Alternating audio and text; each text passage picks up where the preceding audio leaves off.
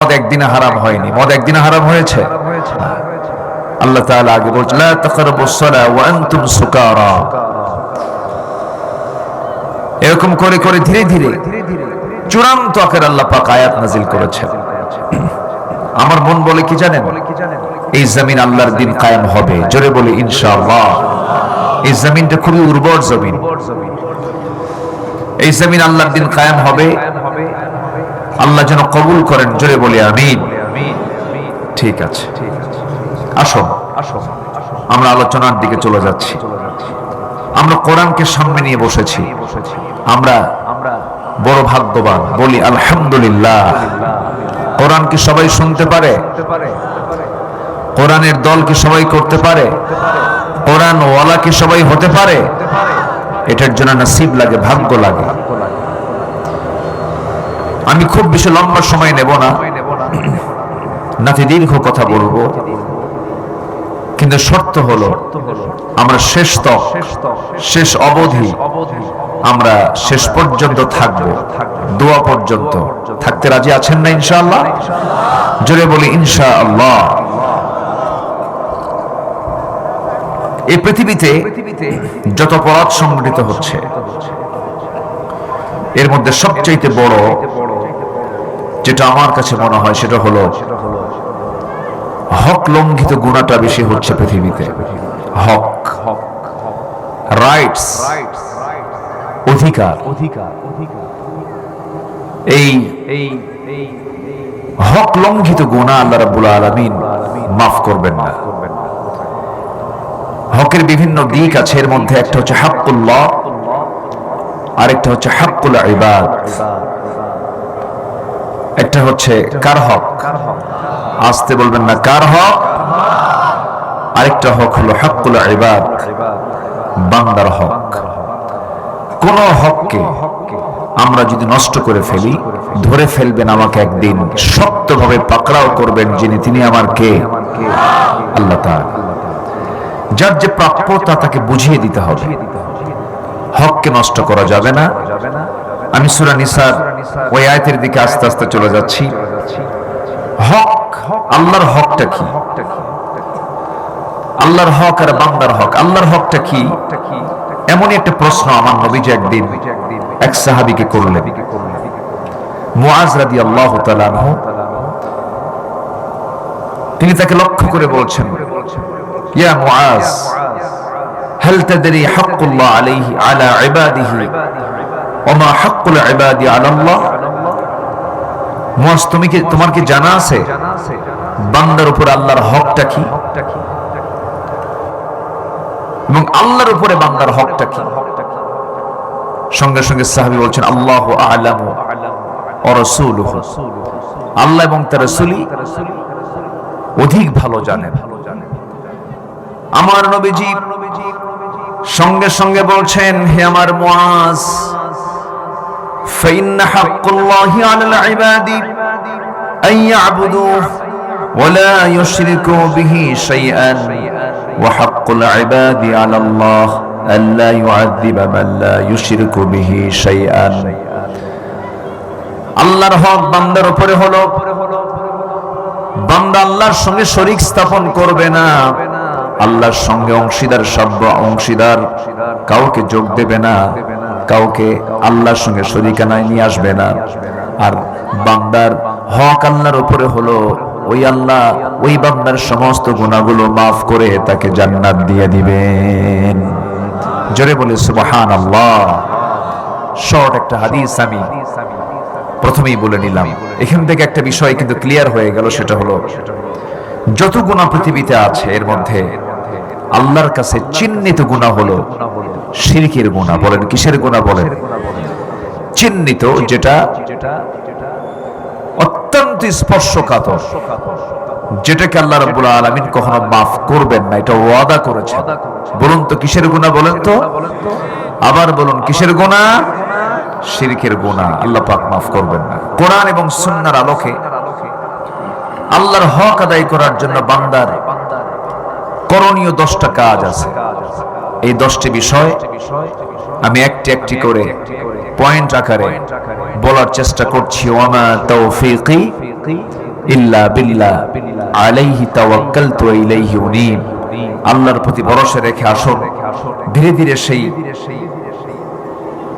আল্লাহর যে হকগুলো আছে সেই হকগুলো আদায় করার জন্য বান্দা কি কি কাজ করবে সেই বিষয়ে আমরা পর্যায়ক্রমে আমরা আলোচনার দিকে চলে যাচ্ছি।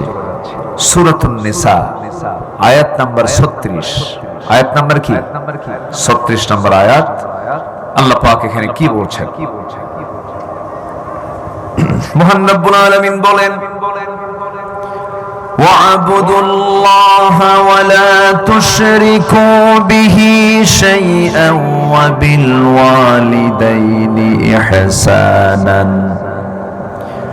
وَبِذِي الْقُرْبَى وَالْيَتَامَى وَالْمَسَاكِينِ وَالْجَارِ ذِي الْقُرْبَى وَالْجَارِ الْجُنُبِ وَالصَّاحِبِ بِالْجَنبِ وَابْنِ السَّبِيلِ وَمَا مَلَكَتْ أَيْمَانُكُمْ إِنَّ اللَّهَ لَا يُحِبُّ مَنْ كَانَ مُخْتَالًا فَخُورًا।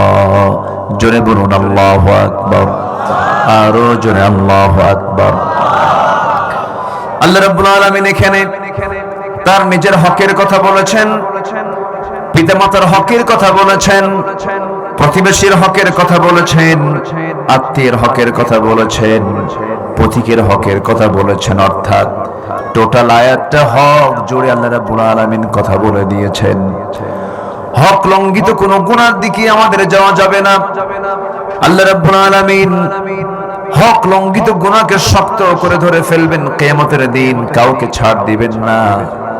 যেমন আমার নবীজি কোন ঋণগ্রস্ত ব্যক্তি দুনিয়া থেকে বিদায় নিলে পরে রাসূল যদি জানতেন সেই লোকটা ঋণ নিয়ে দুনিয়া থেকে বিদায় নিয়েছে, জানাজা পড়ার জন্য তিনি অস্বীকৃতি জানাতেন। কার জানাজা পড়তে অস্বীকৃতি জানাতেন বলেন? আমার দেশে তো ঋণগ্রস্ত নাই। আমার দেশে গরিব লোকের ঋণ বেশি না ধনী লোকের ঋণ বেশি? বলেন, ভালো করে বলেন।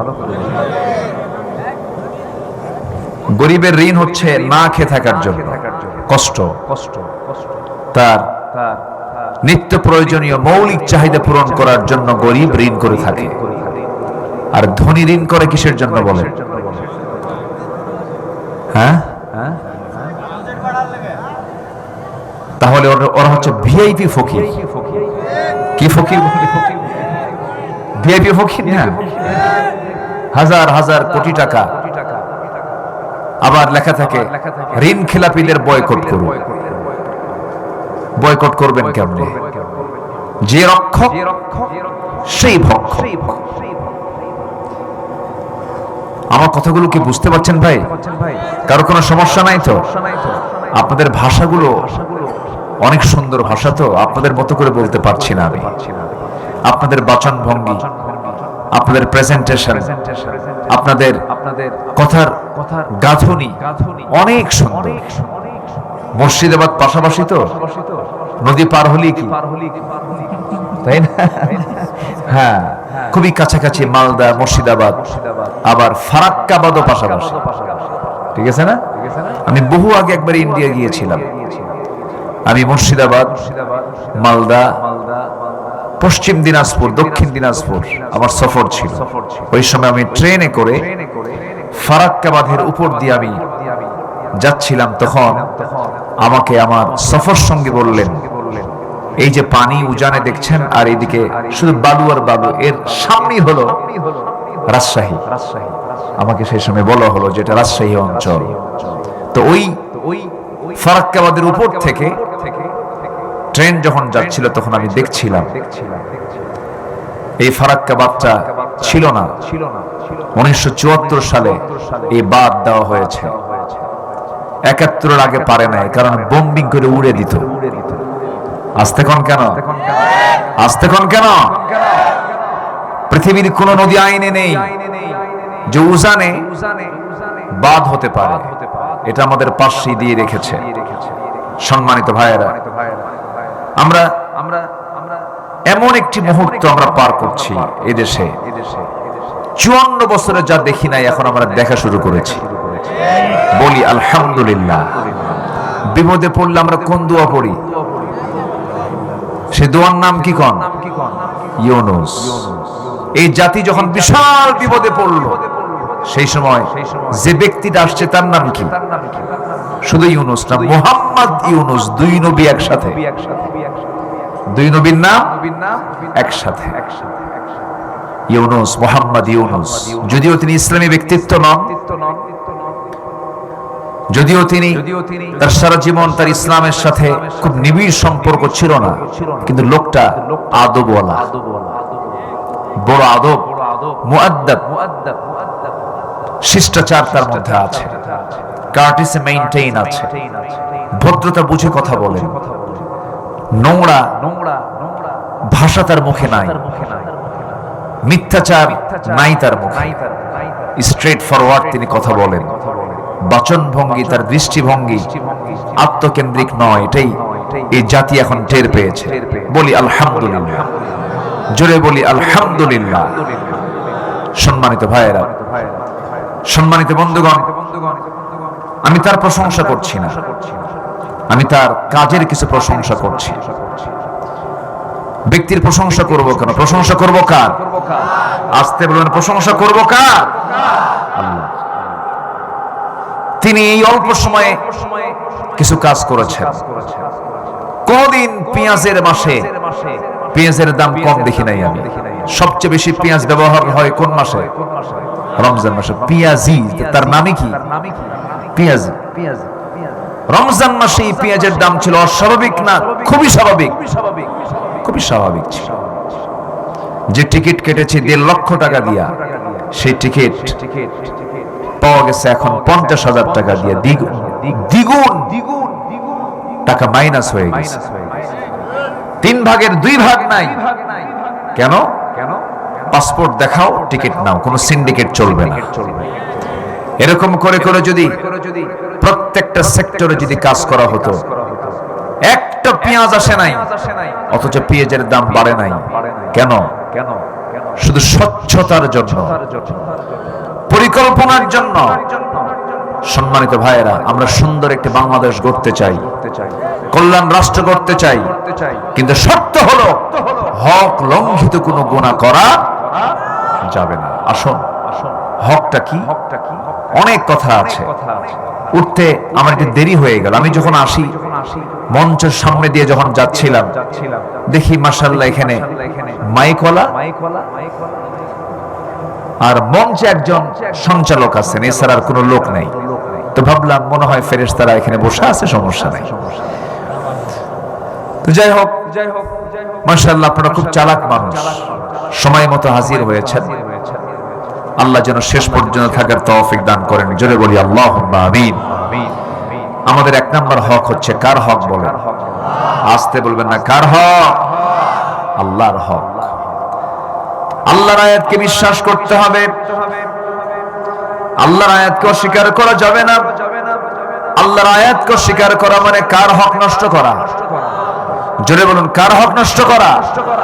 আল্লাহ রাব্বুল আলামিন বলেন, ইন্নাল্লাযীনা কাযযাবু বিআয়াতিনা ওয়াস্তাকবারু আনহা লা তুফাত্তাহু লাহুম আবওয়াবুস সামাই ওয়া লা ইয়াদখুলুনাল জান্নাহ ولا يدخلون الجنة حتى يلج الجمل في سم الخياط وكذلك نجزي المجرمين জোরে বলুন আল্লাহু আকবার।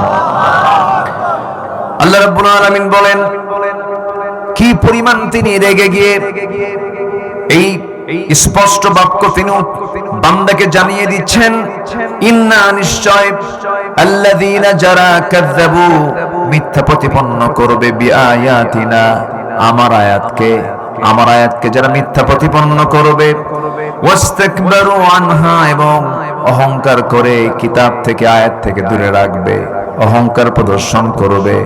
লা তুফাত্তাহু লাহুম আবওয়াবুস সামা, তাদের জন্য আসমানের কোনো দরজাই খোলা হবে না। বাবুন এক বচন, আবওয়াব বহু বচন। আসমানের দরজাকে একটা না সাতটা? কয়টা? আসমান কয়টা? দরজাও কয়টা? সাতটা। লাহুম আবওয়াবুস সামা, তাদের জন্য আকাশের কোন দরজা, একটা দরজাও তাদের জন্য খোলা হবে না। লা তুফাত্তাহু, খোলা হবে না। তাহলে এখান থেকে একটা বিষয় স্পষ্ট হলো, যারা আল্লাহর আয়াতকে স্বীকার করবে তাদের জন্য আসমানের দরজা বন্ধ থাকবে না খোলা থাকবে? তাহলে আল্লাহ আমাদের জন্য আসমানের দরজা কি করবেন? খোলা রাখবেন, যারা আয়াতকে বিশ্বাস করেছে। তাহলে আসমানের দরজা খোলা মানে কি? তাহলে আমাদের তো যেতে হবে আসমান দিয়ে, নাকি? আস্তে কয় আয়াত কি বলছে? আমাদের আসমান দিয়েই যেতে হবে। কে নিবেন আমাকে? কোন বিমানে? বলেন কোন বিমানে চড়বেন আপনি? দুনিয়ার বিমানে যাওয়া যাবে? সম্ভব? সম্ভব? সম্ভব। দেখেন আল্লাহ পাক কি সুন্দর করে বলছে, তাদের জন্য আসমানের কোন দরজা খোলা হবে না। অর্থাৎ এখান থেকে ক্লিয়ার হয়ে গেল, আল্লাহওয়ালা যারা হবে, আল্লাহর হক যারা আদায় করবে, আল্লাহর আয়াতকে প্রতিষ্ঠার জন্য যারা সংগ্রাম করবে, তাদের জন্য রহমতের দরজা আল্লাহ রাব্বুল আলামিন খুলে দিবেন। এবং তিনি নিজে এক জায়গায় বলছেন, হাদিসে কুদসির মধ্যে আসছে, কাল হাশরের ময়দানে কোনো ছায়া থাকবে না, কোন ছায়া বান্দার জন্য প্রেজেন্ট থাকবে না। সেই দিন 7 শ্রেণীকে আমি আল্লাহ রাব্বুল আলামিন আর শাজিমের ছায়ায় তাদেরকে আমি জায়গা করে দেব। জোরে বলি সুবহানাল্লাহ। আর শাজিম ডানে বামে নিচে না উপরে? তাহলে উপরে যদি আপনি যেতে চান তাহলে কয় দরজা, কয় আকাশ পার হতে হবে? 7 আকাশ। কে পার করে নিবেন? আসতে বলেন, কে পার করে নিবেন? আল্লাহ আল্লাহ আল্লাহ আল্লাহু আকবার। সবাইকে আল্লাহর সঙ্গে সাক্ষাৎ করতে চান? আওয়াজ খুব দুর্বল মনে হচ্ছে আপনাদের। সবাইকে আল্লাহর সঙ্গে সাক্ষাৎ করতে চান? আল্লাহ কোথায় আছেন? বলেন কোথায় আছেন? 7 আকাশের উপরে, হ্যাঁ, আরশ আজিম। আল্লাহ রাব্বুল আলামিন বলেন, আমার সঙ্গে কোন বান্দা যদি সাক্ষাৎ করতে চাও, ফামান কানা ইয়ারজু লিকা রাব্বিহি ফালইআমাল আমালান সালিহান ওয়ালা ইউশরিক বিইবাদাতি রাব্বিহি আহাদা। জোরে বলুন আল্লাহু আকবার। আমার সঙ্গে যদি সাক্ষাৎ করতে চাও, নাম্বার 1 হলো শিরিক থেকে নিজেকে দূরে রাখো। আল্লাহর সঙ্গে শরীক স্থাপন করতে যেও না। আল্লাহর আইনের বিরুদ্ধে আইন খাড়া করো না।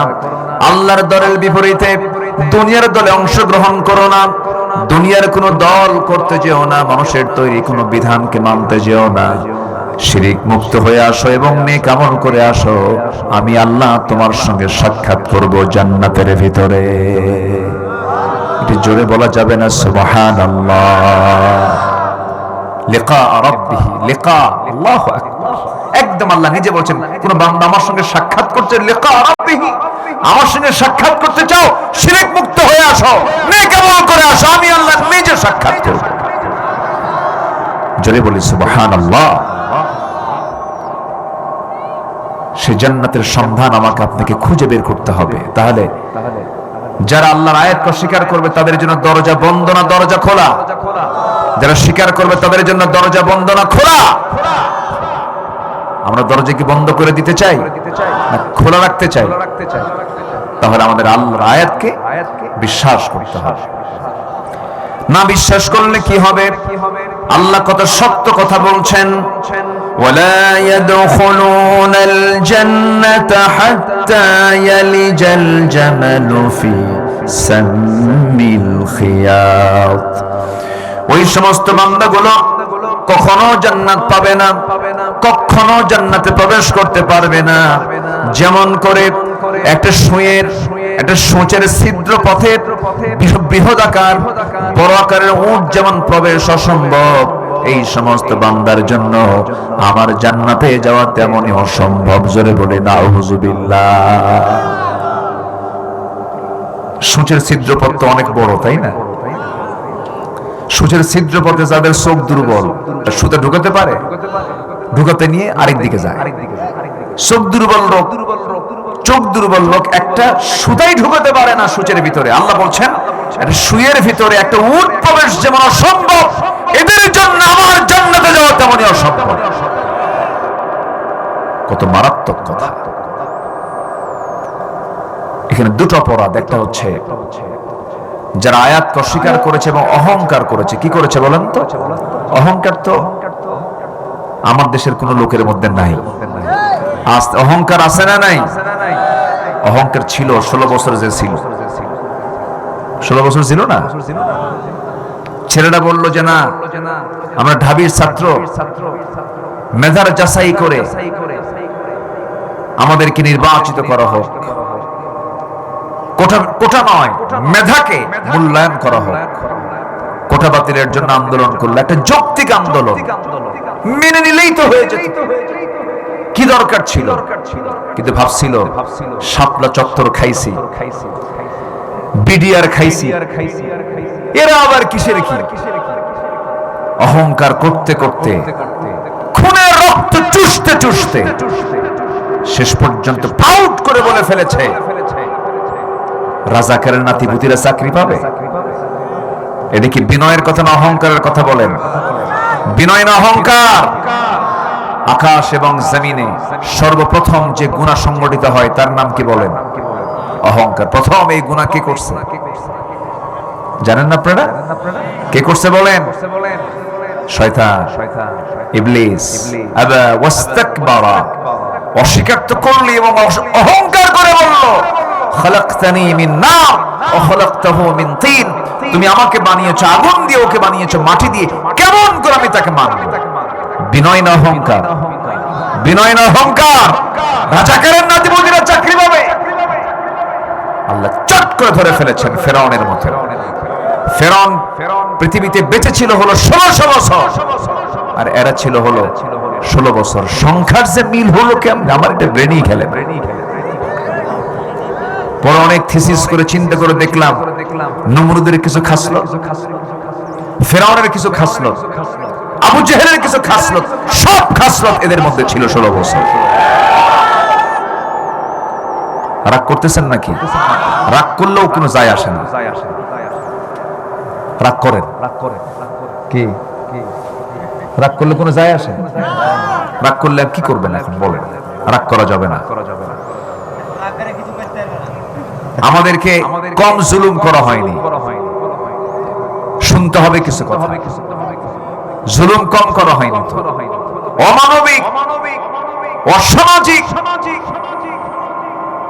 মানবিকতার ন্যূনতম বিন্দু পরিমাণ ন্যূনতম তাদের মধ্যে কোনো কিছু ছিল না। তোমার প্রহসনের বিচার করতেছ, করো।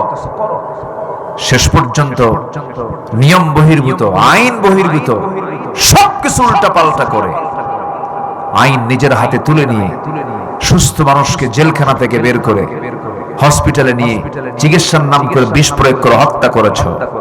তোমাদের কোনো ক্ষমা হবে না। আসতে বলবেন না, জোরে বলুন ঠিক কিনা? প্রত্যেকটা খুনের শাস্তি চূড়ান্ত আকারে হওয়ার প্রয়োজন আছে না নাই? ঢাকার রাজপথে টোটাল জুলাই মাস আমি ছিলাম। আমি নিজের চোখে দেখেছি কি চিত্র চিত্রায়িত হয়েছে। আকাশ থেকে হেলিকপ্টারে বসে ব্রাশ ফায়ার করছে। আমি নিজের চোখে দেখেছি, জুম করে, মোবাইল থেকে জুম করে দেখেছি। 10 তলা 11 তলা বিল্ডিং এর উপরে আমি একদিন খাড়া হয়ে আছি, দেখতেছিলাম ব্রাশ ফায়ার করছে। মা তার ছেলেকে বেলকনিতে দাঁড় করিয়ে দেখতেছে চিত্রগুলো। গুলি এসে মার চোখের সামনে ছোট্ট বাচ্চার কলিজা ভেদ করে পিঠ দিয়ে বের হয়ে গেছে। এই জীবনগুলোর মূল্য নাই? আসতে বলবেন না, আছে না নাই? সন্তান তো একটাও দেশে রাখেন নাই, একটাও দেশে বিয়ে করেন নাই। সন্তান সবগুলো রাখছেন ইউরোপ আমেরিকায়। বিয়ের জন্য কোনো মুসলমান পরিবারও পান নাই। কে কতটুকু ইসলাম মানে গোড়ায় হাতালে টের পাওয়া যায়। স্বামী মুসলমান, বউ খ্রিস্টান, ছেলে ইহুদি, মেয়ে মুসলমান, বাচ্চাগুলো কি হবে? কি 12 ভেজাইলে নাকি? বাচ্চা কি হবে বলেন? বাচ্চা কি হবে? হ্যাঁ, এটা আমি আর মুখে বলতে পারলাম। গাধা আর ঘোড়ার মিলনে, গাধা আর ঘোড়ার মিলনে যে বাচ্চাটা হয় এটার নাম হলো খচ্চর। খচ্চরদের কোন নেতৃত্ব বাংলার জমিন আর আনতে দেওয়া যাবে না।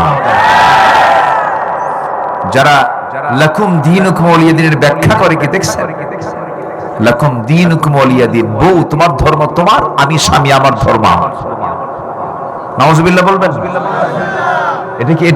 এটা কি তাফসীর? এটা কি ব্যাখ্যা? ওয়ালা তানকিহুল মুশরিকাত হাত্তা ইউমিননা, কোন মুশরিকা নারীকে বিয়ে করতে যেও না যতক্ষণ না হাত্তা ইউমিননা, যতক্ষণ ঈমান না এনেছে। ঈমান নাই, ইজাব কবুলই হবে না। এগুলো আমরা বলতে পারিনি। সম্মানিত ভাইয়েরা, রাগ করা যাবে না। কিছু হক কথা শুনলে যদি আপনার মনক্ষুণ্ণ হন, আমার কিছু করার নাই ভাই, একটু কথা বলতে হবে। রাগ করতেছেন নাকি আপনারা? আল্লাহ কবুল করুন। জোরে বলি আমিন, আরো জোরে আমিন। আজকে আমার সাবজেক্ট কি বলেন? হক। বলেন কি বলেন? হক, অধিকার। আল্লাহর অধিকার আছে না নাই? আল্লাহর হক হচ্ছে আমরা কয় ওয়াক্ত নামাজ পড়বো? আসতে বলবেন না। কয় ওয়াক্ত নামাজ? 5 ওয়াক্ত নামাজ। নামাজকে কখনো বাদ দেওয়া যাবে না। দেখেন হক কত মারাত্মক বিষয়। ঋণ করেছেন আপনি, ঋণগ্রস্ত হয়ে দুনিয়া থেকে বিদায় নিলেন। ঋণের বোঝা আপনি নিয়ে যদি দুনিয়া থেকে বিদায়ও নিয়ে নেন, মৃত্যুর রাজপথ হলো শাহাদাত। মৃত্যুর রাজপথ কি বলেন? শাহাদাত। শহীদের চাইতে বড় মর্যাদার মৃত্যু আর পৃথিবীতে নাই। সব মৃত্যুর হিসাব দিতে হবে, কিন্তু শহীদের কোন মৃত্যুর হিসাব দিতে হবে না, কোনো কিছুর জবাবদিহিতা লাগবে না। এপারে দুনিয়া, ও পারে সোজা জান্নাত। ওই শহীদের শাহাদত পর্যন্ত ক্যান্সেল হবে ঋণের কারণে। কারণ ঋণ করেছে, বান্দার একটা হক নষ্ট হয়ে আছে কিনা বলেন? নষ্ট হয়ে আছে। আমার নবী একদিন জানাজায় শামিল হলেন। জানাজা শুরু করবেন এমন সময় বলা হলো, ইয়া রাসূলুল্লাহ, জানাজা শুরু করা যায়। তার কানে এসেছে সাহাবী ঋণগ্রস্ত হয়ে মারা গেছে। রাসূল বললেন, ঋণগ্রস্ত ব্যক্তির জানাজা আমি পড়াবো না। রাসূল তিনি আপত্তি জানালেন। এক সাহাবী বললেন, ইয়া রাসূলুল্লাহ, ওই সাহাবীর যত ঋণ আছে সেই ঋণ শোধের দায়িত্ব আমি আমার কাঁধে উঠায় নিলাম। রাসূল বলছেন, তুমি যদি সেই দায়িত্ব তোমার কাঁধে উঠায় নাও, আমার জানাজা পড়াতে কোনো আপত্তি নাই, কিন্তু ঋণের বোঝা যে নিয়ে দুনিয়া থেকে বিদায় নেবে, আমি তার জানাজায় হাজির হব না। কত মারাত্মক কথা। আজকের সমাজে ঋণ দাতা বিপদে না ঋণ গ্রহীতা বিপদে? বলেন, ঋণ দাতা বিপদে না ঋণ গ্রহীতা বিপদে? বলেন। আমি কথা বলে মনে আপনাদের বিপদে ফেলাই দিচ্ছি মনে হয়। কি ঋণ দাতা বিপদ না ঋণ গ্রহীতা বিপদ? ঋণ দাতা বিপদে। দিচ্ছেন আপনার ঋণ, সম্পর্ক শেষ, সম্পর্ক থাকবে না। কি সমাজ আজকে! কোন সামাজিক পরিবেশ আজকে আমরা অবস্থান করছি?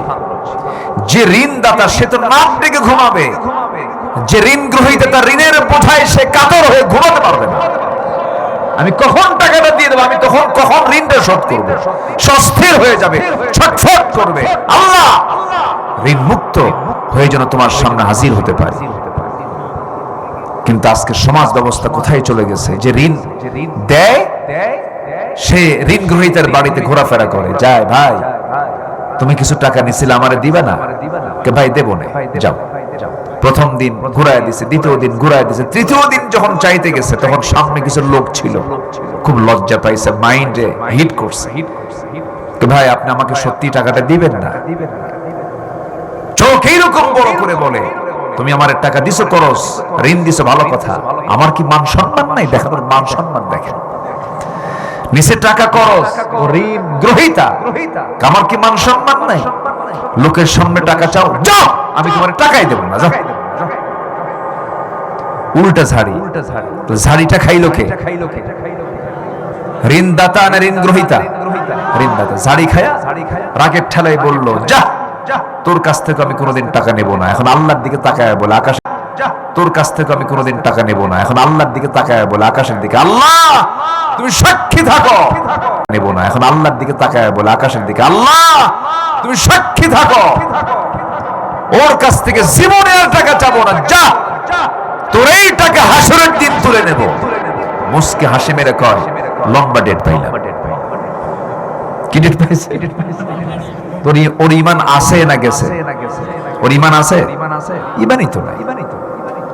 যার কাছে আমানতদারিতা নাই তার ঈমান কিসের? ঈমানকে আপনি চিনবেন কেমনে? ঈমানকে আপনি বুঝবেন কেমনে? ঈমানকে আপনি ফিল করবেন কেমনে? যে ব্যক্তি পাপ করে, পাপ করার সঙ্গে সঙ্গে অনুতপ্ত হৃদয় হয়ে যায়, চোখে পানি চলে আসে, আল্লাহ আমি ভুল করেছি মাফ করে দাও, তখন বোঝা যাবে তার মধ্যে ঈমান আছে।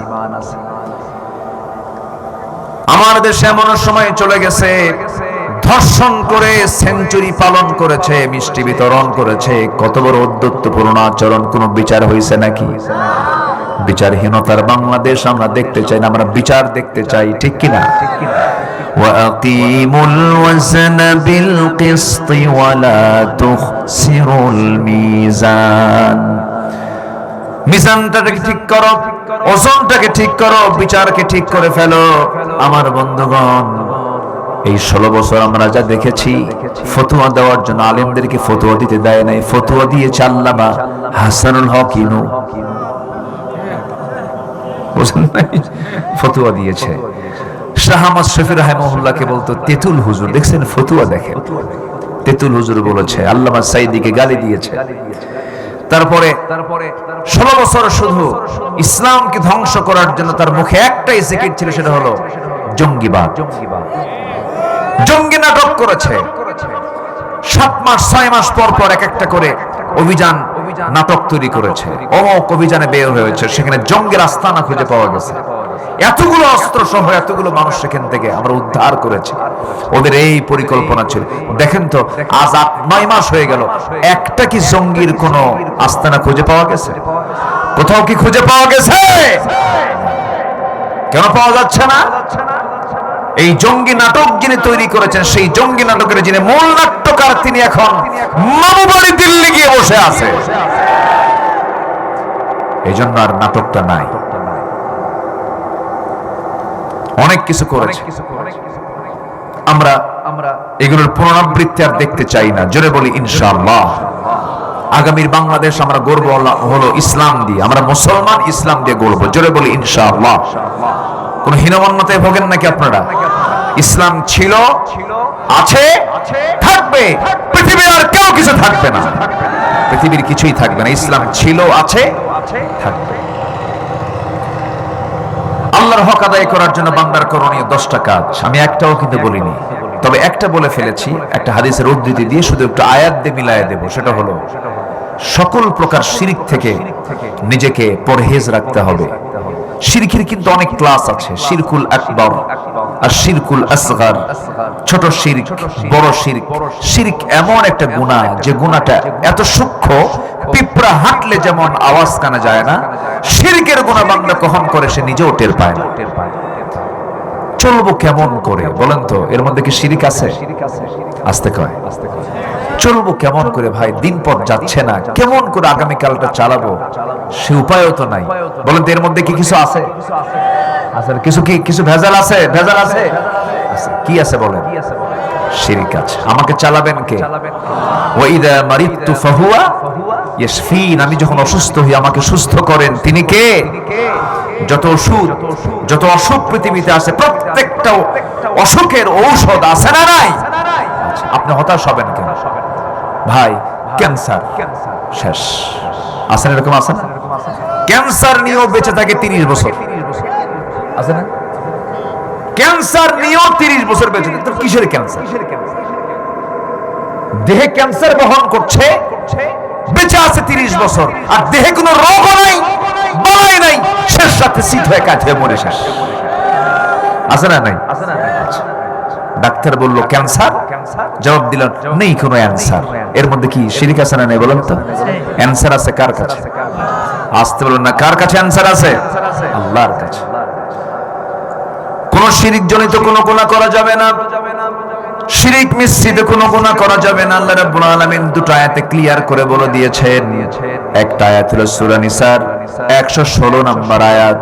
আল্লাহ রাব্বুল আলামিন বলেন, ইন্নাল্লাহা লা ইয়াগফিরু আন ইউশরাকা বিহি ওয়া ইয়াগফিরু মা দুনা যালিকা লিমান ইয়াশা ومن يشرك بالله فقد ضل ضلالا بعيدا। জোরে বলুন আল্লাহু আকবার। আল্লাহ রাব্বুল আলামিন বান্দার সব গুনাহ maaf করে দিবেন।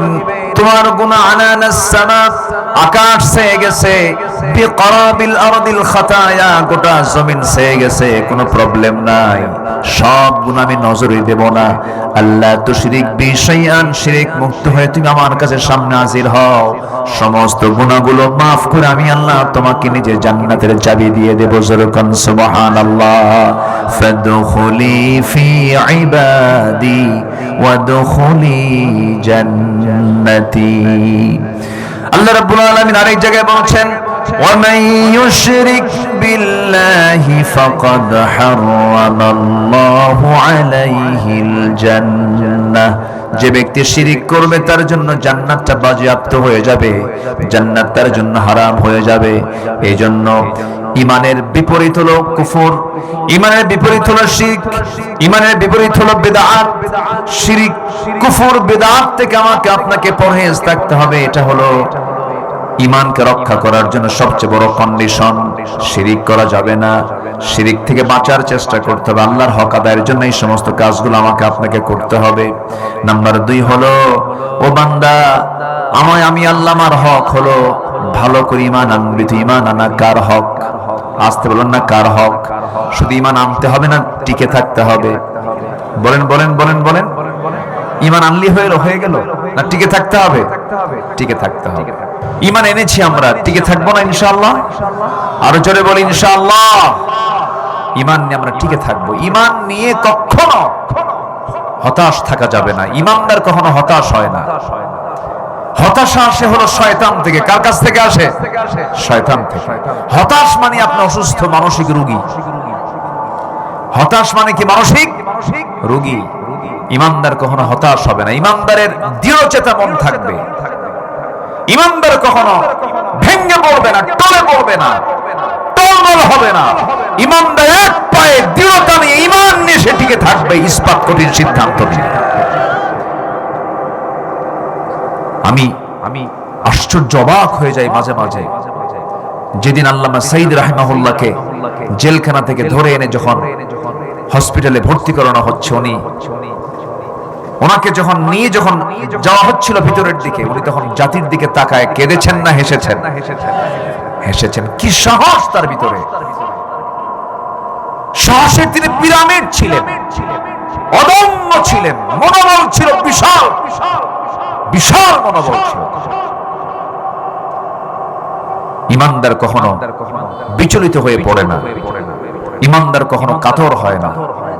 ঈমানদার হবে, দৃঢ়চেতা মনের অধিকারী হবে, হৃদয়ের অধিকারী হবে, ভেঙ্গে পড়বে না। ওয়ালা তাহিনু ওয়ালা তাহজানু ওয়া আনতুমুল আ'লাউনা ইন কুনতুম মুমিনিন। আল্লাহু আকবার।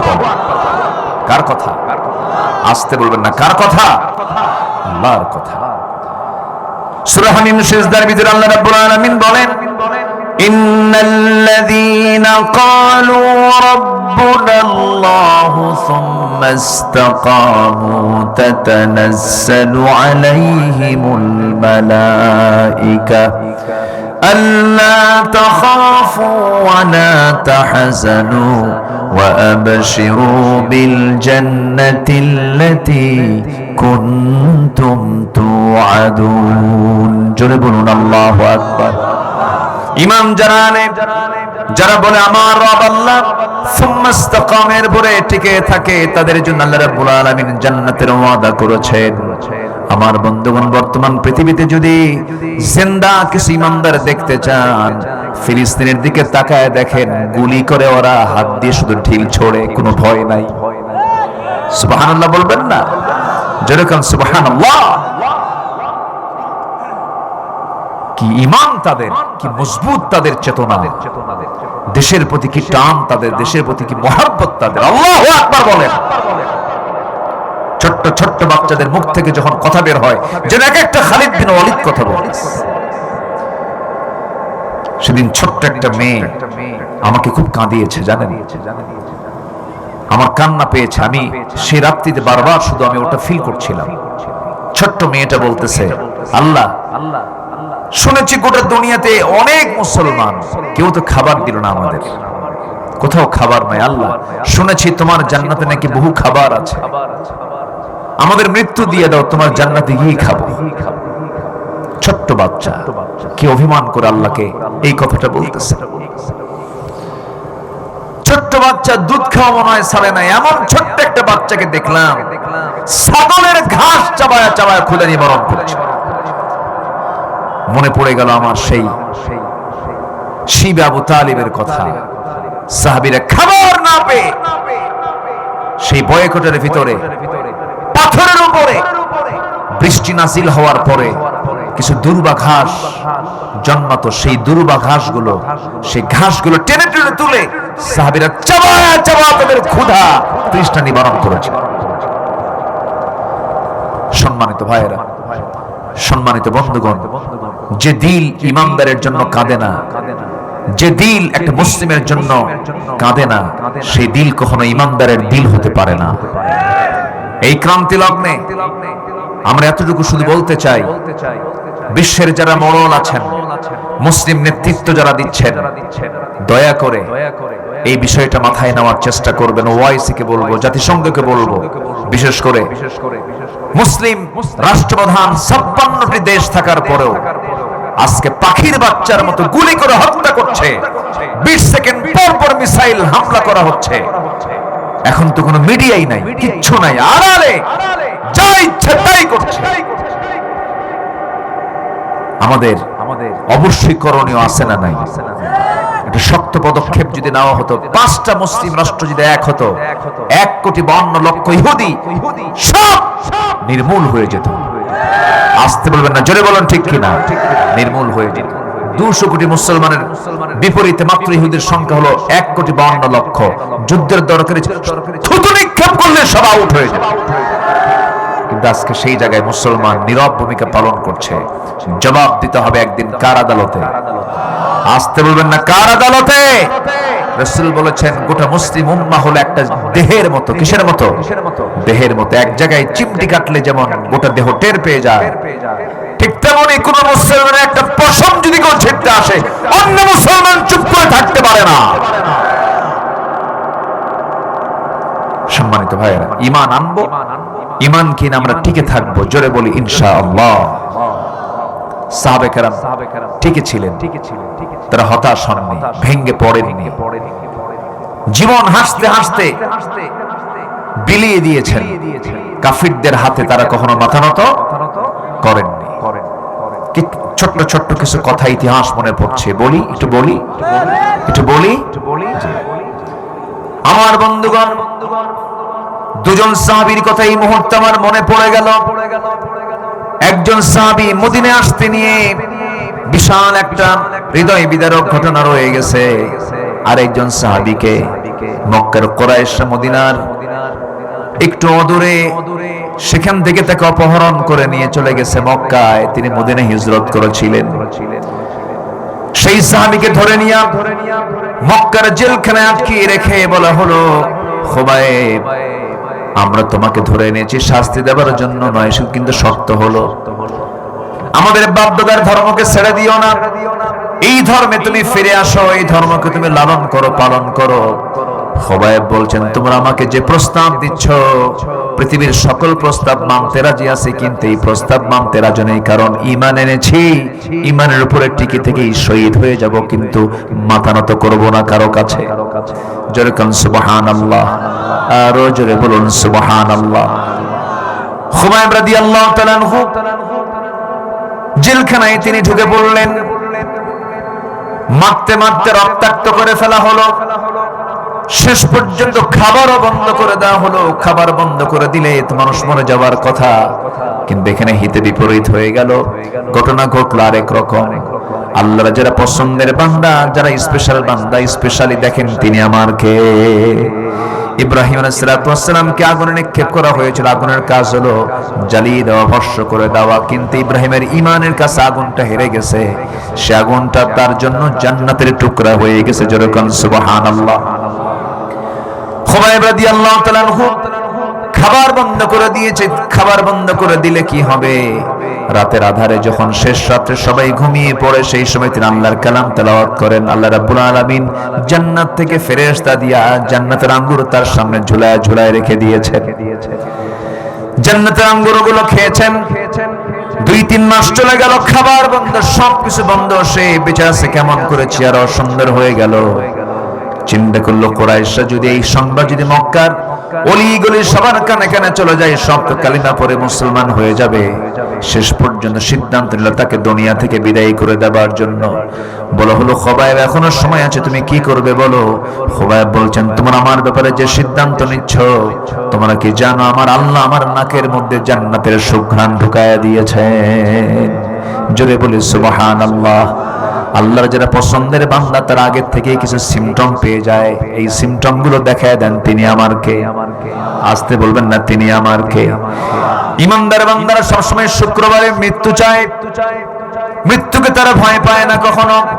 মৃত্যুকে তারা বড় বরকতের বিষয় মনে করে, কারণ মৃত্যু না হওয়া পর্যন্ত সবচেয়ে প্রিয়জন আল্লাহর সঙ্গে সাক্ষাৎ হবে না।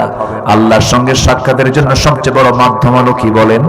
মৃত্যু। মৃত্যু না হওয়া পর্যন্ত আল্লাহর সঙ্গে তো সাক্ষাৎ হবে না। এই জন্য ইমানদারের সবচেয়ে আকাঙ্ক্ষার মৃত্যু, আকাঙ্ক্ষার চাওয়া হলো সম্মানজনক মৃত্যু, সম্মানজনক মৃত্যু। আমার বন্ধুগণ, আমার ভাইয়েরা, খুবাইব যখন এমন চূড়ান্ত সিদ্ধান্ত যখন জানায় দিলেন, জানায় দেওয়ার সঙ্গে সঙ্গে তারা চূড়ান্ত রায়ও দিয়ে ফেললো, তাকে শুলে চড়াইয়া তাকে দুনিয়া থেকে বিদায় করে দেবে। সবাই সিদ্ধান্ত নিয়ে যখন তাকে মেরে ফেলবে, শেষবারের মতো করে একজন এসে বলতেছে, ও আমার আত্মীয় খুবাইব, তোমার শেষ কিছু ইচ্ছা আমরা পূরণ করতে চাই, তোমার কোনো ওসিয়ত আছে নাকি? খুবাইব বলছেন, আমার কোনো ওসিয়ত তোমাদের কোনো আমি বলতে চাই না, তবে আমার শেষ ওসিয়ত যদি পূরণ করতে চাও, দুনিয়াবি কোনো ওসিয়ত আমি চাই না তোমাদের কাছে। একটু ওযুর পানি যদি দিতাম, আমারে ওযু বানাতাম, নামাজে দাঁড়ায় আমি আল্লাহর সঙ্গে শেষ কথাগুলো বলে নিতাম। আমাদের কথা বলার জায়গা আল্লাহর সঙ্গে কোথায়? জলবান কোথায় কোথায় কোথায় কোথায় কোথায়? ইস্তাঈনু বিস-সাবরি ওয়াস-সালাহ ইন্নাল্লাহা মা'আস-সাবিরিন। তোমরা আমার কাছে সাহায্য চাও ধৈর্যের মধ্য দিয়া, সালাতের মধ্য দিয়া। ধৈর্য রাখতে হবে, সালাতও রাখতে হবে। ধৈর্য আছে, সালাত নাই হবে না। সালাত আছে, ধৈর্য নাই, তাও হবে না। দুটোই লাগবে। ইস্তাঈনু বিস-সাবরি ওয়াস-সালাহ। আমার বন্ধুগণ, ওযুর পানি দেওয়া হলো, ওযু বানালেন, ওযু বানায় নামাজে দাঁড়িয়েছেন। প্রথম রাকাত আস্তে আস্তে করে নামাজ পড়লেন খুবাইব। আস্তে আস্তে করে নামাজ পড়তে পড়তে নামাজের মধ্যে হঠাৎ করে তার মনে হয়ে গেল, নামাজ যদি একটু লম্বা করে ফেলি, কাফের মুশরিকরা মনে করতে পারে। খুবাইব বুঝে মৃত্যুর ভয়ে নামাজটাকে কন্টিনিউ করছে, লম্বা করছে, বড় করছে। এই চিন্তা মাথায় নিয়ে তিনি করলেন কি, দ্বিতীয় রাকাতে গিয়ে তিনি নামাজটাকে শর্ট করে ফেললেন। সব বুঝে শর্ট করে ফেলে সালাম ফিরেই দু হাত উঁচু করে আকাশের দিকে তাকায় বলছে, আকাশের মালিক আল্লাহ, আজকে 6 মাস যাবত আমি আমার রাসূলকে দেখতে পাই না, নবীর দরবারও দেখতে পাই না, আমার প্রিয় সাহাবীদের সঙ্গে দেখা হয় না। আল্লাহ, আমি যদি দুনিয়া থেকে বিদায় হয়ে যাই, আমার বিদায়ী সালামটা তুমি নবীর দরবারে পৌঁছায়া দিও। নবীর প্রতি মহব্বত আছে না নাই? নবীর প্রতি মহব্বত না হলে পরে কি জান্নাত পাওয়া যাবে নাকি? মহব্বত থাকতে হবে, আনুগত্য থাকতে হবে। তবে কোনটা আগে দরকার, মহব্বত না আনুগত্য? ভালো করে বলেন। ভালো করে বলেন। মুহাব্বত আগে দরকার না আনুগত্য আগে দরকার? আনুগত্য আগে দরকার, এরপরে মুহাব্বত। আনুগত্য নাই, মুহাব্বত দিয়ে কোনো কাজ হবে না। মুহাব্বতের কোন অংশে কমতি ছিল না আবু তালেবের। অনেক সাহাবীও তার মতো খেদমত করতে পারেন নাই, গোটা পৃথিবীর কেউ আবু তালেবের মতো খেদমত করতে পারে নাই। আবু তালেব রাসূলকে যে খেদমত উপহার দিয়েছেন, পৃথিবীর কোন মানুষ তার মতো এমন খেদমত করতে পারে নাই। নিজের ছেলেকে দূরে রেখে, আলীকে দূরে রেখে, বুকের সঙ্গে জড়িয়ে রেখে আবু তালেব আমার রাসূলকে কোলে পিঠে মানুষ করেছেন। আমার নবীজিকে ভাষা শিখিয়েছেন, আমার নবীজিকে ব্যবসা শিখিয়েছেন, আমার রাসূলকে দূর দেশে সফর নিয়ে চলে গেছেন, বিয়েটাও করায় দিয়েছেন। আমার রাসূলকে মোহাব্বত করতে গিয়ে শিব আবু তালেবে বয়কট থেকেছেন, কাফিরদের সঙ্গে লড়াইও করেছেন, বাকবিতণ্ডা করেছেন, নবীজিকে মারতে দেন না, আঘাত করতে দেন নাই। কিন্তু ঈমান না থাকলে নবীর পিছনে সবসময় তিনি ছায়ার মতো থাকতেন, সবসময় তার পাশে দাঁড়াতেন। আমার নবীজি তাকে খুব মোহাব্বত করতেন। আবু তালেব খুব দৃঢ়চেতা ছিলেন রাসূলের ব্যাপারে। কেউ কোনো কথা বললে তিনি সামনে দাঁড়ায় যেতেন না, না আমার ভাতিজাকে মারা যাবে না, আঘাত করা যাবে না। আমার রাসূল তাকে কোনোদিন জোরপূর্বক বলেন নাই চাচা আপনি ইসলাম কবুল করেন, কারণ লা ইকরাহা ফিদ্দীন, দিন গ্রহণে কোনো জবরদস্তি নাই, কোনো তাড়াহুড়ো করা যাবে না, কোনো ঠেলাঠেলি করা যাবে না, গুতাগুতি করা যাবে না।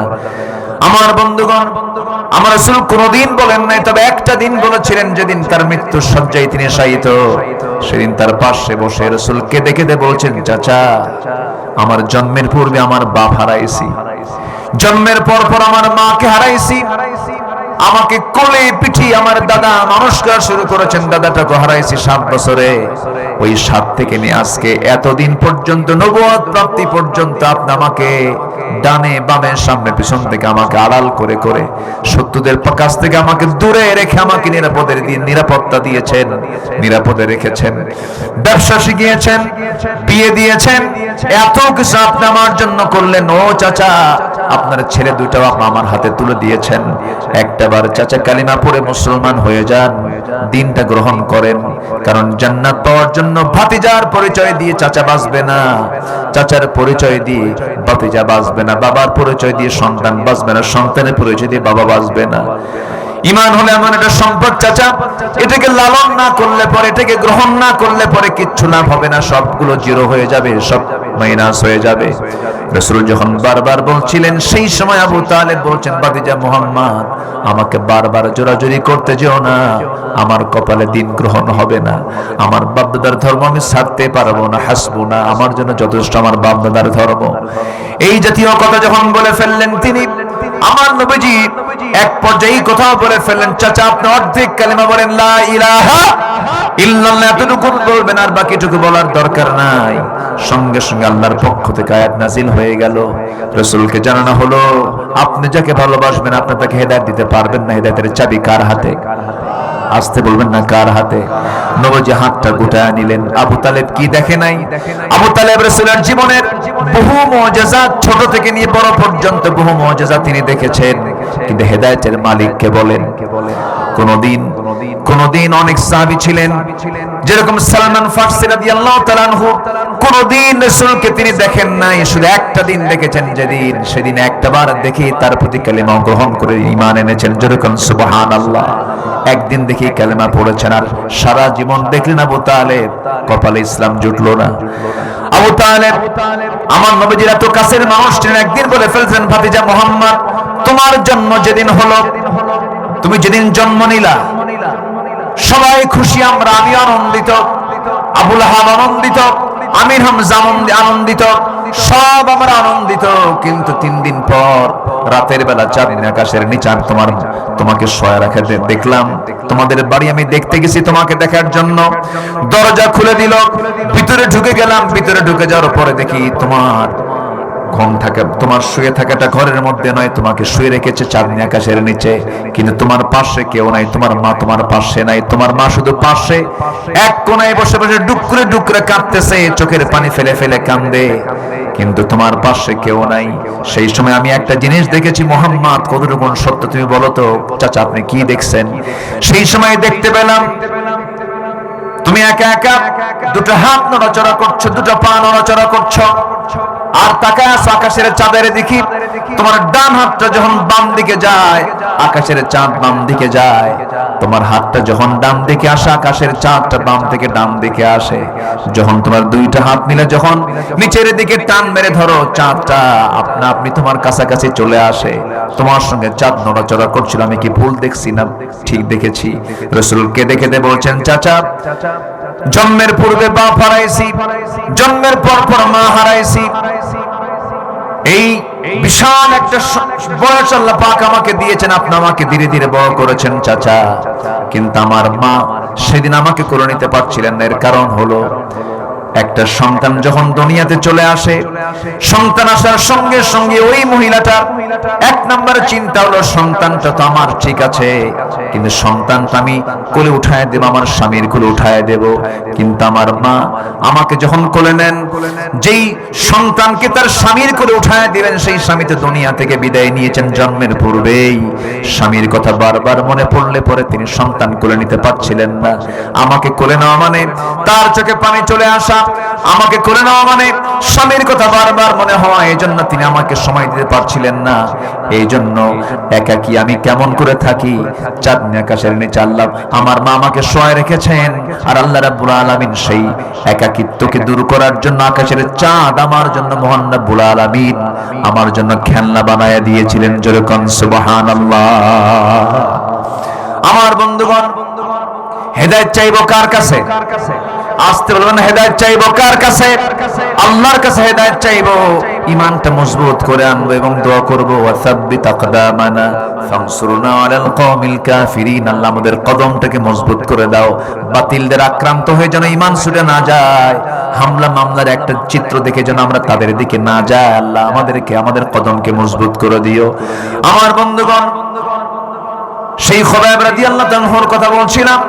খুবাইব শেষ পর্যন্ত এই দোয়াটা করলেন, ও আল্লাহ আমার বিদায়ী সালামটা তুমি নবীর দরবারে পৌঁছায় দিও। নবীর প্রতি কি মুহাব্বত, তার শেষ দোয়াটা এমন দোয়া ছিল। এই দোয়া সে সম্পূর্ণ করে তিনি করলেন কি, সেই জায়গা থেকে সোজা ফাঁসির শুলে কাষ্টের দিকে দৌড়া দৌড়া যান। সেই সময় সবাই বলে, খুবাইব তুমি কি পাগল হইছো নাকি? কেন, কেউ কি মরার জন্য দৌড়া দৌড়া যায় নাকি? খুবাইব বলছেন, তোমরা আমাকে কি মনে করতেছো জানি না, তোমরা আমাকে ফাঁসির শুলের কাষ্ট দেখাচ্ছ, আর আমার আল্লাহ রাব্বুল আলামিন জান্নাতের 8টা দরজা আমার জন্য দেখায় দেখায় দিতেছে। জোরে বলি ভাই সুবহানাল্লাহ। ইখলাস নিয়ে আসতে হবে, ঈমানের গভীরতায় পৌঁছতে হবে, রাসূলের প্রতি মুহাব্বত বাড়াতে হবে, সুন্নাহর পাবন্দি হতে হবে, তাহাজ্জুদ পড়তে হবে, কোন নফল ইবাদতকে বাদ দেওয়া যাবে না, নফল নামাজকে বাদ দেওয়া যাবে না। আপনার জীবনে যদি নফল নামাজ না বাদ পড়ে, আপনার জীবনে কখনো ফরজ নামাজ বাদ পড়বে না। নফল ফরজকে পাহারা দিয়ে ফেলে, নফল ফরজের গুরুত্বটাকে বাড়ায় দেয়। যে ব্যক্তি তাহাজ্জুদ পড়বে তার কি কোনোদিন ফজর নামাজ কাজা হবে নাকি? আসলে ফজর নামাজ কাজা হবে? হবে না।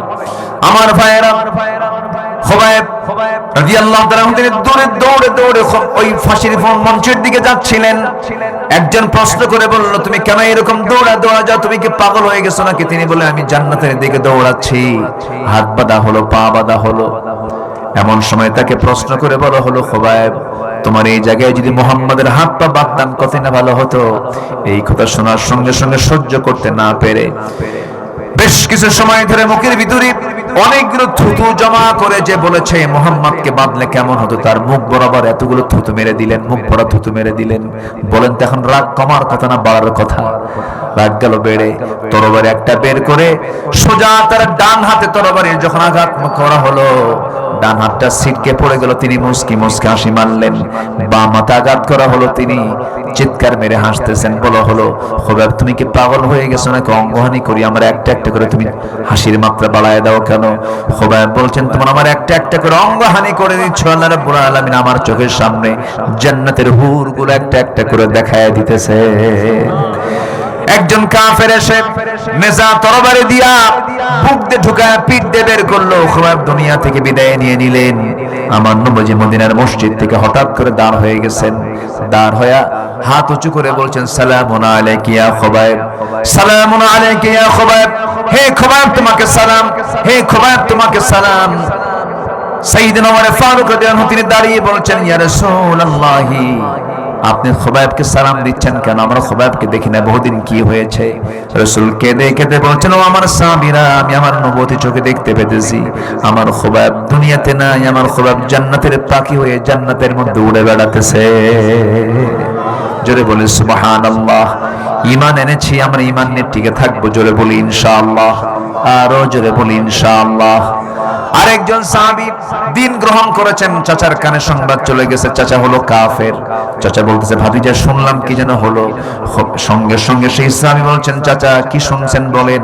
তুমি নাকি ইসলাম কবুল করেছো? আমি ইসলাম কবুল করেছি। আপনি কি শুনছেন? আপনি দেখেন, আশহাদু আল্লা ইলাহা ইল্লাল্লাহ। চাচা খেপে গিয়ে রেগে গিয়ে থাপ্পড় মেরে জমিনে ফেলে দিয়ে বলছে, এত বড় বেয়াদব তুই, তুই আমার বাপ দাদার ধর্মের বিরুদ্ধে তুই অবস্থান গ্রহণ করলে আমি তোকে মাহরুম করব। কি মাহরুম করবেন? চাচা সম্পদ। আল্লাহ আল্লাহু আল্লাহ, লা ইলাহা লা ইলাহা ইল্লাল্লাহু মুহাম্মাদুর রাসূলুল্লাহ সাল্লাল্লাহু আলাইহি ওয়াসাল্লাম। আমি 11:59 বেজে গেছে, 12টা বাজবে এখন। কি করব বলেন? আগায় যাব? আরো 9টা পয়েন্ট, আর 8টা পয়েন্ট পড়ে আছে। আরো ঘন্টা 3 লাগতে পারে আমার আইডিয়া অনুযায়ী। কোনো সমস্যা নাই তো?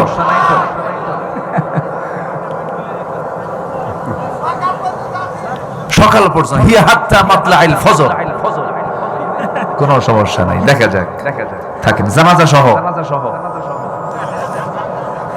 এতক্ষণ কথা বলা যায়? কঠিন ব্যাপার। সম্মানিত ভাইয়ের, একটু আমার দিকে তাকান।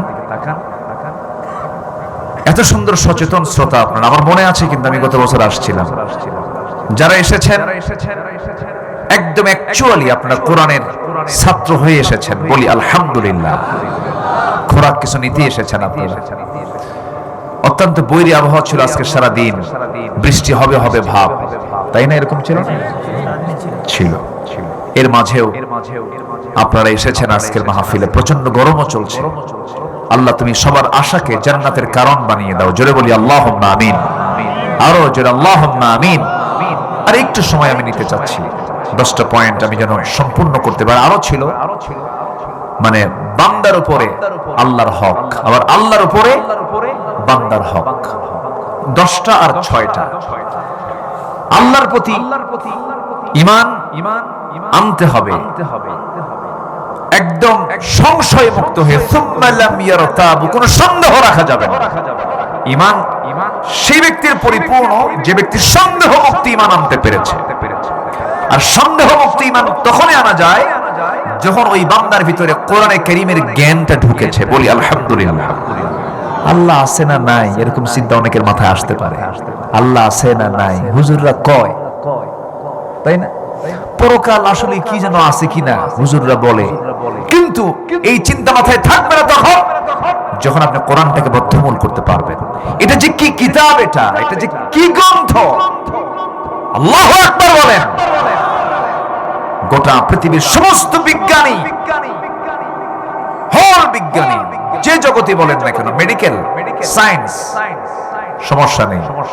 আপনি ভৌগোলিক এই আকাশ নিয়ে যারা গবেষণা করে তাদেরকে ডাকবেন, কোন বিজ্ঞানীকে ডাকবেন, কোন ধরনের জ্ঞান চাবেন, সব ধরনের জ্ঞানের উৎসই হলো কোরআন। আল্লাহু আকবার। এর মধ্যে মেটেরোলজিক্যাল সায়েন্স আছে, আবহাওয়া বিজ্ঞান আছে, প্রাণী তত্ত্ব আছে, প্রাণীবিদ্যা আছে। আপনি কি চান? আপনি এই নিয়ে গবেষণামূলক কথা বলতে গেলে ঘন্টার পর ঘন্টা চলে যাবে। এই যে মাইকে কথা বলছে, লোহা নামে একটা সূরা আছে, ওয়ানজালনাল হাদিদ ফীহি বাসুন শাদীদ ওয়া মানাফিউ লিন-নাস। আল্লাহু আকবার। আমি লোহা নাজিল করেছি। লোহা কি করেছি? কত বড় একটা তথ্য দেখেন। দিনাজপুরের কয়লা নাজিল হইছে না নিচ থেকে উঠছে? এই নিচ থেকে নাজিল হইছে? কই না নাজিল হই না। দিনাজপুরের কয়লা কোন জায়গা থেকে ওঠে? উপর থেকে না নিচ থেকে? গ্যাস কোন জায়গা থেকে ওঠে? নিচ থেকে। সোনা নিচ থেকে। লোহা, এই তো ফাইন উত্তর দিয়েছেন একজন। লোহাটা ওয়ানজালনাল হাদিদ, ওয়ানজালনা মানে কি আমি অবতরণ করেছি, আমি নাজিল করেছি লোহাটাকে আসমান থেকে। ওয়ানজালনাল হাদিদ ফীহি বাসুন শাদীদ, যাতে রয়েছে প্রচন্ড শক্তি। লোহা ছাড়া উপায় আছে? যে গাড়িতে করে আসছে ওই গাড়ির মূল অংশ কি বলেন? লোহা। এই যে কথা বলছি মূল অংশ কি বলেন? লোহা। আমার বডিতে যে হাড় গুলো আছে, হাড় গুলো না থাকলে আমি আসতে পারতাম? চলতাম? আমি দাঁড়ায় আছি কিসের উপরে? হাড়ের উপরে। এই যে আমার বন গুলো আছে, বন আমাকে দাঁড় করিয়ে রেখেছে। ঠিক তেমনি কোন স্ট্রাকচার সাজাতে গেলেই কি লাগে? লোহা লাগে। বিল্ডিং করবেন আপনি, প্রধান যে উপকরণ কি বলেন? একটা বিল্ডিং দাঁড়ায় থাকে কিসের উপরে? লোহার উপরে। বিমান চলে কিসের উপরে? লোহার উপরে। যুদ্ধ চলে ফীহি বাসুন শাদীদ কিসের উপরে? লোহার উপরে। একটা সুই বানাবেন কি লাগে? ধান কাটবেন কি লাগে? লোহা না কাঁচি? এই ধান কাটতে কি লাগে? লোহা না কাঁচি লাগে? কাঁচি কি দিয়ে আসে? ও আপনারা ভাবছিলেন মনে হয় লোহা মনে হয় বিএসআরএম এর কেএসআরএম বানায়। না, পৃথিবীর কেউ এটা প্রসেস করে, কিন্তু লোহাটা মূলত কার? আল্লাহ নাজিল করেছেন। লোহা উৎপাদন করতে যে তাপমাত্রা লাগবে সেই তাপমাত্রার পরিমাণ হলো 5 billion degree Celsius. 5 billion degree Celsius তাপমাত্রা প্রেজেন্ট থাকলে পরে সেখানে লোহা উৎপাদন হবে। পৃথিবীর কোথাও কি 5 বিলিয়ন আছে? 30 ডিগ্রিতে তো আমরা কাইত হয়ে পড়ি। সূর্যের অভ্যন্তরীণ তাপমাত্রা হলো 15 মিলিয়ন ডিগ্রি সেলসিয়াস।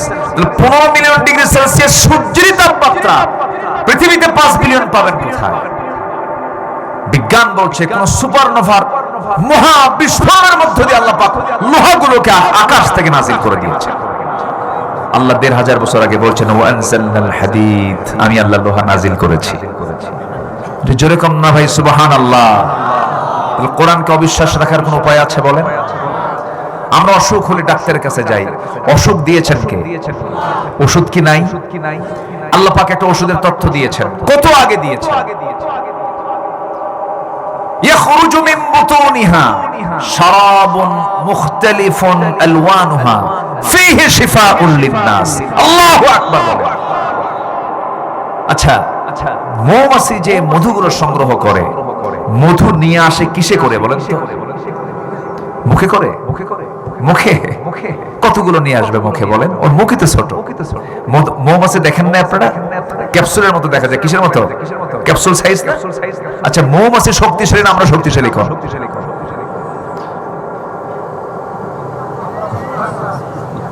ভালো করে খাও। মৌমাছি শক্তিশালী না আমরা শক্তিশালী? মানুষ। এখানে 100টা মৌমাছি যদি ছেড়ে দেওয়া হয় থাকবেন আপনারা?